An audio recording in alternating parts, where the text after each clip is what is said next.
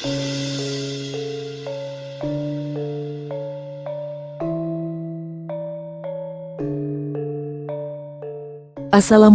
warahmatullahi wabarakatuh. Berjumpa kembali di channel Langit Bukit Menoreh Official.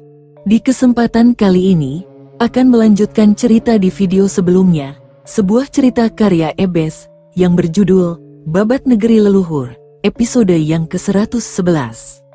Sebelum kita masuk ke ceritanya, tekan dulu tombol like video ini dan jangan lupa tekan juga tombol subscribe channel ini, dan nyalakan juga lonceng notifikasinya, agar tidak ketinggalan cerita-cerita lainnya.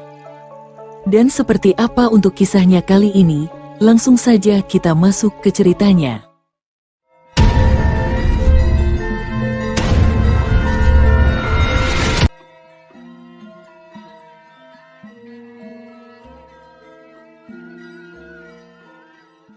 Sekar Mayang melotot tajam ke arah Demung Gumbrek yang membuat perwira prajurit perbekalan itu hampir tersedak makanan. Rupanya Sekar Mayang yang baru mengambil air minum untuk sang suami mendengar obrolan mereka bertiga. Dengan susah payah, Gumbrek menelan sate kambingnya. Anu Gusti Selir, hamba hanya bercanda kok, ujar Gumbrek dengan wajah pucat. Dia ketakutan setengah mati karena di antara selir-selir Panji Watu Gunung, Sekar Mayanglah yang paling galak. Ludaka dan Landung sekuat tenaga menahan diri untuk tidak tertawa melihat raut muka Gumbrek.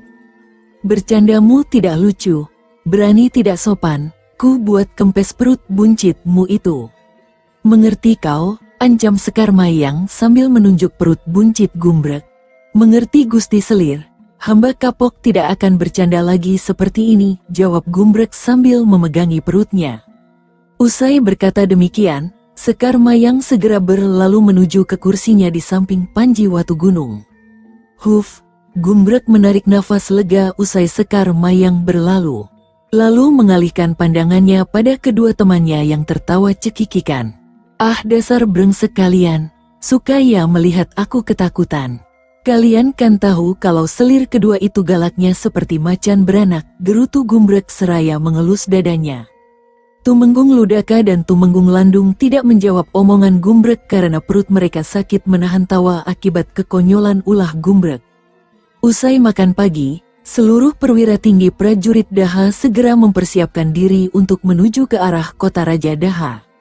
Akuwu Marakeh dan Darmadiaksa Wikana mengantar Panji Watu Gunung dan pasukannya hingga ke tapal batas kota Tamwelang. Marakeh, aku pamit dulu, jaga amanat yang kutitipkan kepadamu. Hanya kau yang bisa kuandalkan untuk memimpin Pakuwon Tamwelang ini menjadi lebih baik, ujar Panji Watu Gunung sambil tersenyum simpul. Hamba adalah abdi Gusti Pangeran, semua tugas yang diberikan kepada hamba akan hamba jalankan sebaik-baiknya, jawab Akuwu Marakeh sambil menghormat pada Panji Watu Gunung. Usai mendengar ucapan Akuwu Marakeh, Panji Watu Gunung segera menggebrak kudanya diikuti oleh keempat istrinya dan seluruh prajurit Daha. Perlahan pasukan Panjalu meninggalkan tempat itu menuju ke arah barat daya melewati jalan raya yang menghubungkan wilayah kota Daha. Pasukan Panjalu terus bergerak menuju ke arah kota Daha. Sepanjang perjalanan semua orang yang berpapasan dengan mereka mengeluh-elukan pasukan Panjalu. Rupanya berita kemenangan mereka atas Jenggala lebih dulu menyebar ke seluruh wilayah Panjalu. Ada kebanggaan tersendiri bagi para prajurit Panjalu yang mengiringi perjalanan Sang Yuwa Raja Panjalu. Lepas tengah hari, mereka sampai di kota Daha. Panji Watu Gunung memerintahkan kepada Tumenggung Ludaka dan Jarasanda untuk memimpin pasukan Panjalu ke arah Kesatrian Kadri sedangkan dia bersama keempat istrinya, Warigalit, Tumenggung Landung, Demung Gumbrek, Senopati Taradipa dari Paguhan dan Demung Warok Goto dari Wengker disertai beberapa bekel prajurit menuju ke Istana Daha. Begitu melihat kedatangan Panji Watu Gunung, para prajurit penjaga gerbang Istana Daha langsung menghormat dan membuka pintu gerbang istana. Usai turun dari kuda mereka masing-masing, Panji Watu Gunung dan rombongannya segera menuju ke arah Balai Paseban Agung Keraton Daha. Rupanya kedatangan mereka bertepatan dengan pisauanan agung yang dihadiri oleh para utusan daerah-daerah kekuasaan Panjalu. Ada Adipati Balapati dari Lasem, Adipati Warok Suragati dari Wengker, Adipati Tejo Sumirat dari Seloageng, Patih Gelang-Gelang Empu Sancaka, Adipati Kurawan Wangsa Atmaja, Patih Anjuk Ladang Empu Raki, utusan dari Karang Anom yaitu Patih Suwanda dan beberapa utusan dari daerah lain seperti Paguhan, Kembang Kuning, Rajaputra, Bumi Sambara dan Kalingga. Prabu Samarawijaya yang memimpin Pisowanan Agung langsung berdiri dari singgasana ketika ia melihat Panji Watugunung dan keempat istrinya memasuki Balai Paseban Agung. Selamat datang kembali di Istana Daha, Dimas Pangeran Jayengrana. Selamat atas keberhasilanmu menaklukkan Kahuripan, sambut Maharaja Samarawijaya pada Panji Watugunung. Yuwaraja Panjalu itu segera berjongkok dan menyembah pada Prabu Samarawijaya dengan penuh hormat. Sembah bakti hamba, Gusti Maharaja, ujar Panji Watugunung yang segera diikuti oleh seluruh para pengiringnya. Sudah Dimas Pangeran, ayo duduklah di dekatku sini, ucap Maharaja Samarawijaya sambil tersenyum simpul. Panji Watugunung segera berdiri dan duduk bersila di dekat kaki kanan sang Maharaja Panjalu. Hai kalian semua, ini lihatlah putra mantuku, dia datang dari medan perang dengan kebanggaan besar. Dia telah mengalahkan Garasakan dengan tangannya sendiri. Dia mengalahkan penyebab ketidaktentraman negeri kita oleh bayang-bayang keserakahan seorang putra Romo Prabu Airlangga. Ini adalah penerusku yang kelak akan menjadi tempat bagi yang tertindas. Dia akan menjadi pengayom untuk seluruh wilayah Panjalu. Berikan hormat kalian semua kepada Sang Yuwaraja Panjalu, titah Maharaja Samarawijaya dengan penuh wibawa. Semua orang yang hadir di Balai Paseban Agung segera berjongkok dan menyembah pada Panji Watugunung. Sembah bakti kami Gusti Pangeran Jayengrana, Yuwaraja Panjalu, ujar semua orang dengan penuh hormat. Panji Watugunung segera mengangkat tangan kanannya dan semua yang menghormat padanya kembali duduk di tempat mereka semula. Terima kasih atas penghormatan kalian semua. Aku sangat menghargainya, namun sepantasnya penghormatan juga layak disematkan pada para prajurit Panjalu yang telah gugur sebagai pahlawan, juga para prajurit Panjalu yang bisa pulang dari peperangan ini. Tak lupa pada segenap perwira rendah, menengah maupun tinggi yang turut berjuang keras bersamaku. Tanpa mereka, tidak mungkin aku mengalahkan Jenggala, ujar Panji Watugunung yang segera membuat seluruh orang yang hadir tersenyum penuh arti. Sebagai tanda syukur kepada Hyang Widiwasa, hari ini kita adakan perjamuan besar untuk para pahlawan perang kita. Selepas senja, kita berkumpul di Sasana Boga Istana Daha untuk merayakan kemenangan kita, titah Sang Maharaja Panjalu yang membuat seluruh hadirin di Balai Paseban Agung menghormat pada Prabu Samarawijaya. Sendiko dawuh Gusti Prabu, ucap semua orang yang ada di tempat itu bersamaan. Usai Pisowanan Agung dibubarkan, Panji Watugunung beserta keempat istrinya secara khusus diminta hadir di tempat pribadi raja karena Samarawijaya ingin mendengarkan jalan cerita sewaktu Panji Watugunung mengalahkan Mapanji Garasakan. Di dapur Istana Daha, para dayang dan pelayan sibuk menyiapkan perjamuan besar yang dijanjikan kepada para pahlawan perang.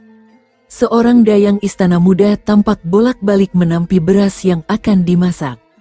Surti, sudah selesai kau menampi beras itu? Tanya seorang emban istana yang berusia paruh baya. Dia adalah kepala juru masak Istana Daha. Sudah Mbok Marni, aku rasa ini sudah cukup bersih untuk dimasak, jawab si dayang istana muda yang bernama Surti itu dengan gaya kemayu. Segera perempuan itu menyerahkan beras yang ditampinya pada Marni, dayang sepuh Istana Daha. Lalu kemudian, Surti mencuri kesempatan untuk meninggalkan dapur Istana Daha. Tujuannya ke arah ruang pribadi Raja. Prabu Samarawijaya yang tengah berdandan dibantu selirnya, tak menyadari bahwa sepasang mata mengawasi pergerakannya. Begitu Raja Panjalu itu berdiri dari tempat duduknya hendak menuju ke arah Sasana Boga Istana Daha, dan selir Raja tengah merapikan bekas pakaian Prabu Samarawijaya, sebuah ayunan pisau dari Surti menyambar perut Samarawijaya. Sret, au, mendengar suara jeritan sang raja, para pengawal pribadi raja segera melesat ke arah Prabu Samarawijaya yang tengah terluka parah. Siapa yang melakukannya Gusti Selir? Tanya sang prajurit pada selir raja yang memegangi tubuh Prabu Samarawijaya. Pelayan muda itu pelakunya, teriak selir raja sambil menunjuk ke arah Surti yang berlari menjauh. Kejar dia, tangkap, jangan sampai lolos, teriak seorang prajurit yang membuat keempat kawannya berlari mengejar Surti. Kentongan bertalu-talu tanda Rajapati membuat semua orang yang di istana geger, tak terkecuali Panji Watugunung yang tengah menunggu kedatangan Prabu Samarawijaya di Sasana Boga. Dengan merapal ajian sepi angin, Yuwa Raja Panjalu itu segera melesat cepat ke arah ruang pribadi raja diikuti oleh keempat istrinya. Begitu sampai di ruang pribadi raja, dan melihat keadaan Prabu Samarawijaya yang tengah terluka parah, Panji Watugunung segera menoleh ke arah Dewi Srimpi. Dinda Srimpi, tolong rawat Gusti Prabu, aku akan mengejar pelakunya. Usai berkata demikian Panji Watugunung segera melesat cepat menuju arah para prajurit Panjalu mengejar Surti. Surti terus berlari ke arah timur, namun rupanya karena keliru berbelok di lorong akibat hadangan para prajurit Panjalu, dia terjebak di salah satu sudut tembok besar istana. Tak kurang 8 orang prajurit penjaga istana mengepungnya. Menyerahlah Surti. Kau tidak mungkin bisa lolos dari kepungan kami, ujar seorang prajurit yang membawa tombak. Hahaha, suara tawa keras Surti terdengar aneh. Para prajurit Panjalu yang tengah mengepung Surti saling berpandangan, tak habis pikir dengan ulah dayang istana ini. Kalian pikir sudah berhasil memojokkan Kuha, kalian salah besar. Usai berkata demikian, Surti segera melompat tinggi ke udara. Melompati tembok istana untuk meloloskan diri. Wut! Semua prajurit penjaga istana yang mengepung Surti hanya melongo melihat itu semua. Panji Watugunung yang baru saja sampai, langsung bertanya kepada para prajurit itu. Kemana dia kabur? Tanya Panji Watugunung pada para prajurit itu dengan cepat. Kesana Gusti Pangeran. Surti melompati tembok istana ini, jawab salah satu prajurit penjaga istana. Mendengar jawaban itu, Panji Watugunung segera melompat ke atas tembok istana Daha. Dari sana dia melihat sebuah bayangan berkelebat cepat ke arah timur. Panji Watugunung segera melesat mengejarnya, sedangkan para prajurit penjaga istana Daha segera bergegas menuju ke balik tembok istana untuk mengejar sang pembunuh. Surti bergerak cepat laksana angin, melompat dari satu atap bangunan di kota Daha ke atap bangunan yang lain. Gerakannya begitu ringan menandakan bahwa ilmu meringankan tubuhnya tinggi. Hahaha, prajurit-prajurit Panjalu, kejar dan tangkaplah aku jika mampu, ujar Surti dengan senyum penuh kemenangan saat melihat tapal batas timur kota Daha sudah begitu dekat. Saat hendak mencapai tapal batas timur kota Daha, sebuah bayangan berkelebat cepat menyapukan kaki kanannya dengan cepat ke arah pinggang perempuan itu. Wuf! Surti yang melihat itu, terpaksa memutar gerakan tubuhnya menghindari serangan yang mengancam nyawanya. Setelah berhasil mendarat agak jauh, Surti segera membalik badannya menatap tajam ke arah orang yang menyerangnya sambil memaki keras. Bajingan, siapa kau? Kenapa tiba-tiba membokongku ha? Bentak Surti dengan suara berat. Harusnya aku yang bertanya padamu, hai pembunuh. Wujudmu memang perempuan. Tapi sebenarnya kau adalah laki-laki. Siapa kau sebenarnya? Tanya si penyerang yang tidak lain adalah Panji Watugunung seraya menatap ke arah Surti dengan tatapan mata penuh selidik. Hahaha, matamu jeli juga melihatku. Aku tidak perlu lagi untuk menyembunyikan diriku dengan wujud ini, jawab Surti yang segera bersedekap tangan di depan dada besarnya. Perlahan wujud Surti berubah. Rupanya dia adalah iblis 1000 muka yang menyamar sebagai Surti, sang dayang istana Daha. Lelaki paruh baya berbaju hitam dengan kumis tebal dan bewok lebat itu menyeringai lebar ke arah Panji Watugunung. Sekarang kau sudah melihat wujudku yang sebenarnya, tapi ini akan kau bayar dengan nyawamu, hai wong istana Daha. Bersiaplah. Usai berkata demikian iblis 1000 muka langsung melesat cepat ke arah Panji Watugunung seraya menghantamkan tangan kanannya. Wus, dengan tenang Panji Watu Gunung berkelit ke samping menghindari serangan Dadung Awangga yang menggunakan ilmu silat tingkat tingginya. Melihat serangannya dengan mudah dihindari oleh Panji Watu Gunung, Dadung Awangga alias Iblis Seribu Muka ubah gerakan tubuhnya. Dengan cepat dia merendahkan tubuhnya lalu menyapu kaki Panji Watu Gunung. Putra Bupati Gelang-Gelang itu segera melompat ke udara mendarat tak jauh dari Dadung Awangga. Pendekar dari Gunung Mahameru itu terus mengejar Panji Watu Gunung dengan serangan-serangan berbahaya. Iblis Seribu Muka menggeram marah. Serangan demi serangannya hanya menghantam udara kosong. Dia mulai memperhatikan lawannya dengan seksama. Sudah lebih dari 5 jurus namun tidak satupun serangannya mengenai Panji Watu Gunung. "Bangsat, siapa kau sebenarnya? Dari kemarin aku tidak melihat keberadaanmu di Istana Daha," tanya Dadung Awangga sambil menatap tajam ke arah Panji Watu Gunung. Usai serangan terakhirnya yang berhasil dihindari oleh Panji Watu Gunung, dia mengambil jarak 2 tombak dari Panji Watu Gunung. Selama ini tak satupun pendekar kelas menengah yang mampu selamat dari serangannya lebih dari 5 jurus. "Bajingan ini pasti pendekar berkemampuan tinggi. Aku tidak boleh ceroboh," batin Iblis Seribu Muka sambil terus memperhatikan gerak-gerik lawannya. "Aku hanya seorang perwira menengah dari Kadiri. Kau sudah melukai Gusti Prabu Samarawijaya. Menyerahlah, biar Darmadiaksa yang memutuskan hukuman apa yang harus kau dapatkan," ujar Panji Watu Gunung yang membuat Iblis Seribu Muka marah besar. "Bangsat, kau pikir kau sudah menang dariku, ha? Kurang ajar kau. Akan ku hancurkan tubuhmu," teriak Iblis Seribu Muka sambil melesat cepat ke arah Panji Watu Gunung. Tangan kanannya sudah dilapisi sinar kebiruan yang membekukan terarah pada dada Panji Watu Gunung. Wut, Panji Watu Gunung segera berkelit menghindari serangan Dadung Awangga. Sinar tangan kanan Iblis Seribu Muka itu menghantam pohon waru yang ada di belakang Panji Watu Gunung. Blar! Ledakan dahsyat terdengar saat sinar kebiruan itu menghantam pohon waru. Seketika itu juga, pohon waru itu meledak dan terbakar lalu roboh menimpa sebuah pondok kayu di bawahnya. Melihat itu, Panji Watu Gunung segera meningkatkan kemampuan ilmu kanuragannya. Selain ajian sepi angin, Yuwaraja Panjalu itu juga mengerahkan ajian tameng wajah untuk melindungi dirinya dari serangan Iblis Seribu Muka yang mengincar nyawanya. Ledakan dahsyat tadi juga terdengar jauh hingga timur tapal batas kota Daha. Rarawiru dan Wulupaksi yang menunggu kedatangan Iblis Seribu Muka saling berpandangan sejenak sebelum berbicara. "Kangbok Rarawiru, sepertinya itu adalah suara orang yang tengah bertarung," ujar Wulupaksi dengan raut muka cemas. "Benar Wulupaksi, jangan-jangan itu Kakang Dadung Awangga yang tengah bertarung melawan para prajurit Panjalu. Ayo kita ke sana," ujar Rarawiru alias Dewi Pedang Hitam sambil menarik tali kekang kudanya menuju ke arah sumber suara yang mereka dengar tadi. Mereka segera menggebrak kuda tunggangan mereka masing-masing. Benar saja, begitu sampai di tempat pertarungan antara Panji Watu Gunung dan Iblis Seribu Muka, mereka melihat 2 orang itu tengah mengadu ilmu kesaktian.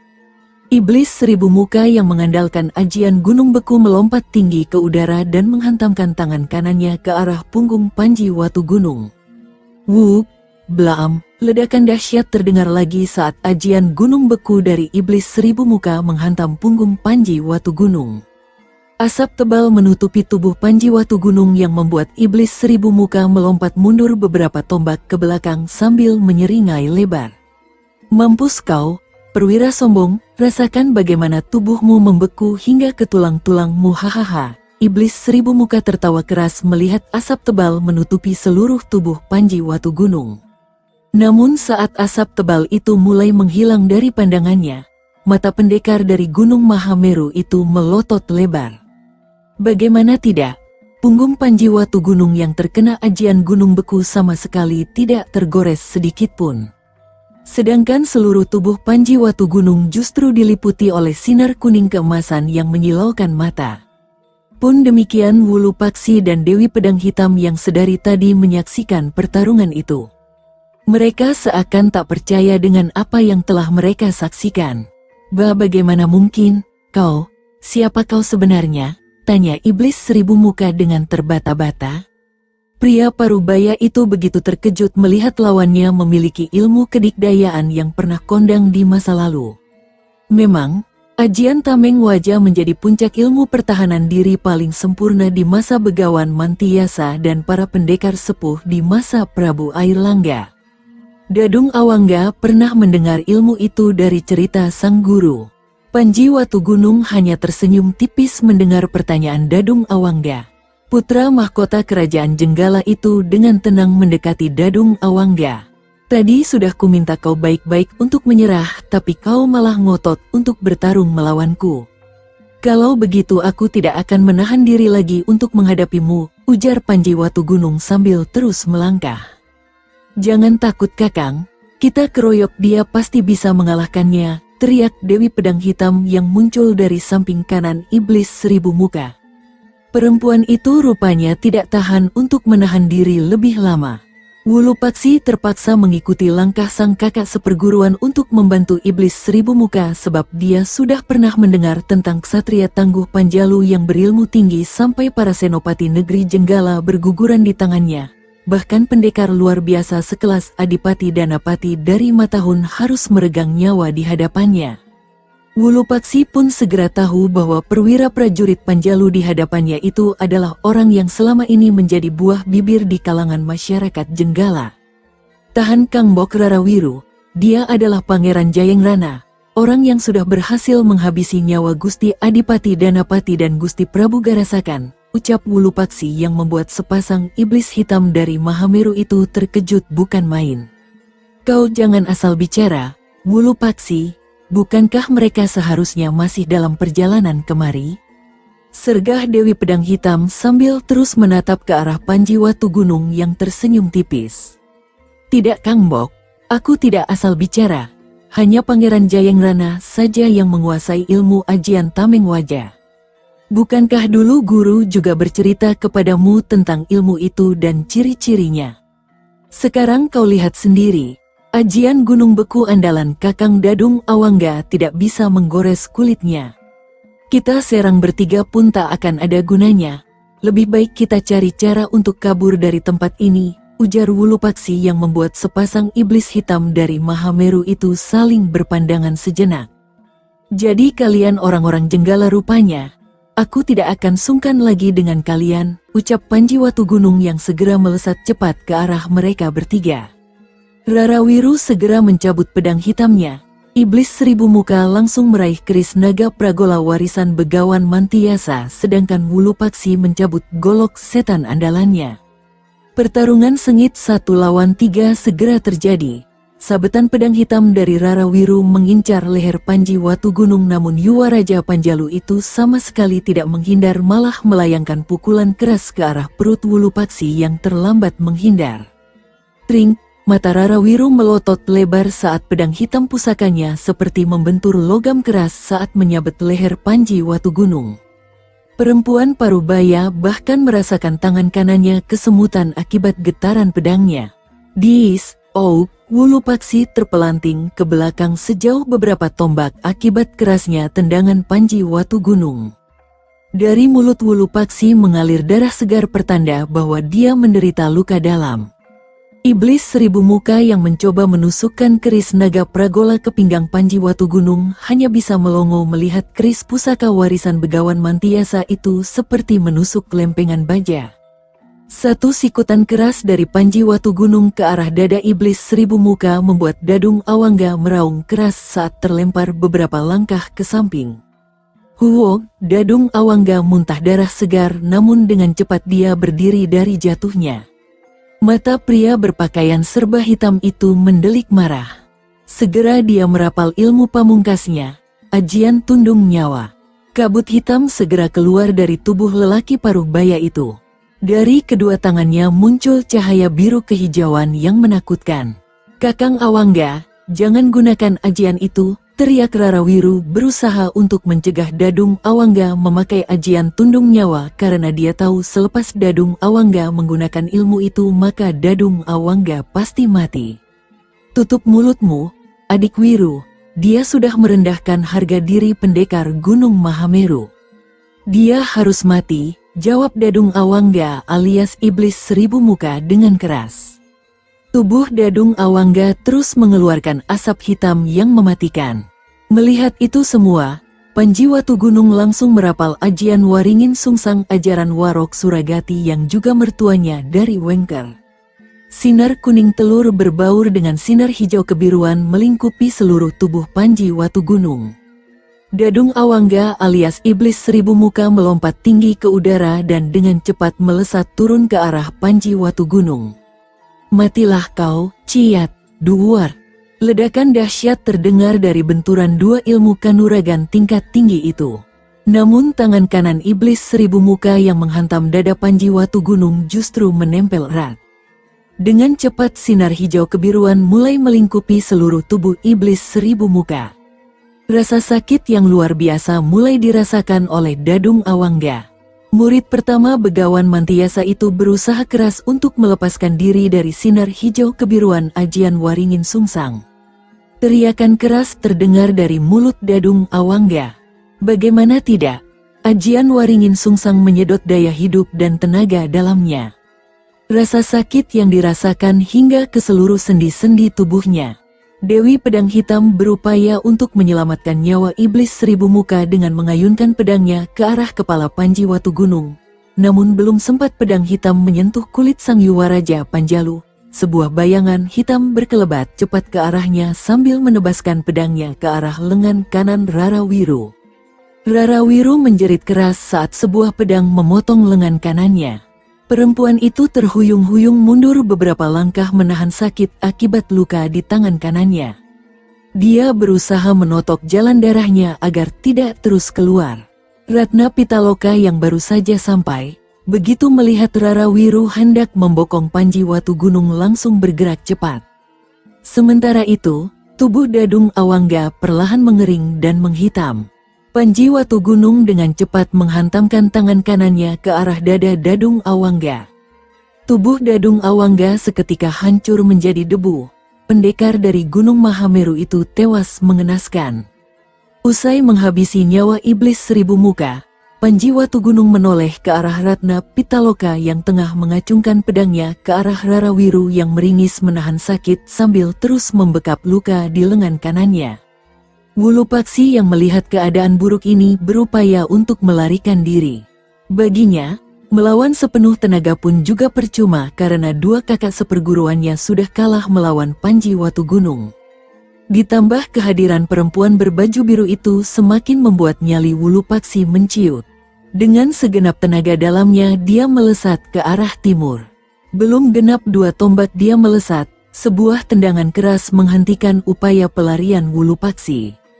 Mau kemana kau? Wulupaksi yang terpelanting ke belakang dan menghantam tanah dengan keras segera melihat ke arah sumber suara tadi. Seorang wanita cantik dengan wajah bulat telur berkulit putih dan berpakaian seperti prajurit wanita dengan kemben hijau berdiri tegak di hadapan Wulupaksi. Dengan menahan dadanya yang sesak akibat dari tendangan keras tadi, Wulupaksi segera mencoba untuk berdiri tegak sambil menunjuk ke arah perempuan cantik itu. Siapa kau? Kenapa kau ikut campur urusanku wanita tengik? Tanya Wulupaksi sambil meringis menahan sakit pada dadanya. Kenapa abdi teh ikut campur? Ya jelaslah. Akang Kasep mah salaki abdi hai orang aneh, jawab perempuan cantik yang tak lain adalah Dewi Naganingrum. Memang, saat Panji Watu Gunung berangkat mengejar para pembunuh itu, Dewi Naganingrum dan Ratna Pitaloka bergegas ikut mengejar, meninggalkan Sekar Mayang dan Dewi Srimpi untuk merawat luka Sang Maharaja Panjalu yang tengah terluka parah akibat tusukan pisau dari Dadung Awangga yang menyamar sebagai Surti, sang dayang istana. Setelah mendengar perkataan para prajurit yang sempat mengejar Surti, mereka melesat cepat ke arah timur kota Daha yang mereka perkirakan sebagai tempat pelarian untuk para pembunuh. Saat mereka mendengar ledakan dahsyat tadi, mereka langsung menuju tempat pertarungan itu dan datang tepat pada waktunya. Dewi Pedang Hitam yang sudah buntung tangan kanannya, melirik ke arah pedangnya yang jatuh ke tanah. Aku harus cepat mengambil pedangku, lalu kabur dari tempat ini. Kalau tidak, nasibku akan seperti Kakang Dadung Awangga, batin Rarawiru alias Dewi Pedang Hitam sambil terus mencuri pandang ke arah pedangnya. Panji Watu Gunung yang baru saja menghabisi nyawa iblis seribu muka, bergegas menuju ke arah Ratna Pitaloka. Melihat kedatangan Panji Watu Gunung, perhatian Ratna Pitaloka teralihkan. Dengan cepat Rarawiru berguling ke tanah dan menyambar pedang hitamnya. Wuk, pendekar wanita dari lereng Gunung Mahameru itu dengan cepat bergerak menjauh dari Ratna Pitaloka. Kau masih belum jera juga rupanya. Cepat katakan, siapa yang menyuruh kalian mencelakai Gusti Prabu Samarawijaya? Kalau tidak, aku tidak akan sungkan lagi untuk mencabut nyawamu, ancam Ratna Pitaloka sambil mengacungkan pedang bulan kembarnya ke arah Rarawiru alias Dewi Pedang Hitam. Meski aku tengah terluka, apa kau pikir bisa dengan mudah memaksaku, hai orang daha?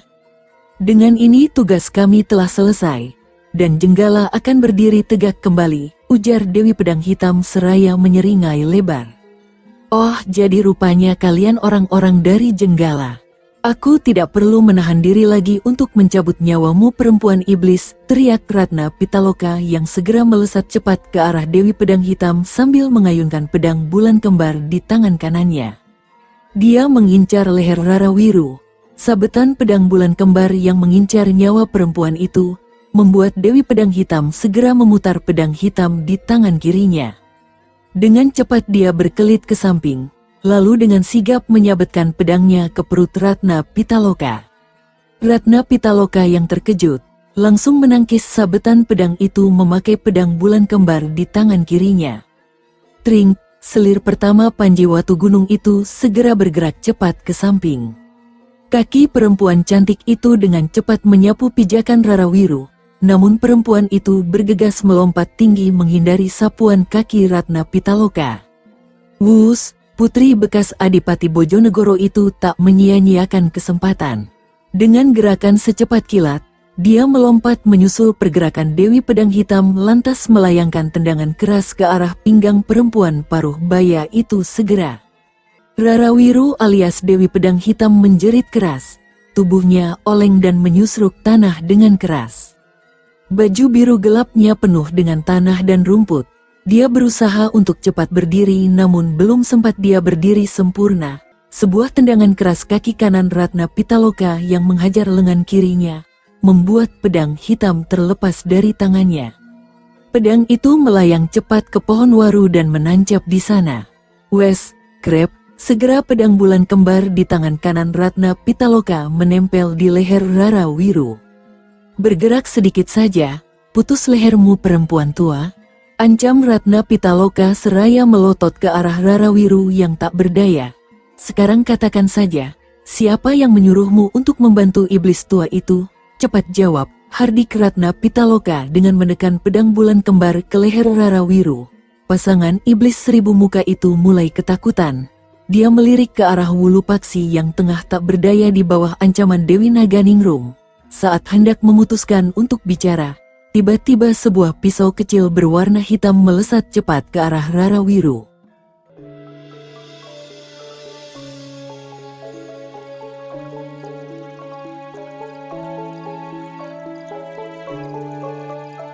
Sahabat pendengar setia Langit Bukit Menoreh ofisial yang berbahagia, sampai di sini dulu ceritanya. Bagaimana kelanjutan kisahnya? Nantikan kelanjutan cerita ini di video berikutnya. Agar tidak ketinggalan kelanjutan cerita ini, klik tombol subscribe channel ini, dan nyalakan juga lonceng notifikasinya. Wassalamualaikum warahmatullahi wabarakatuh.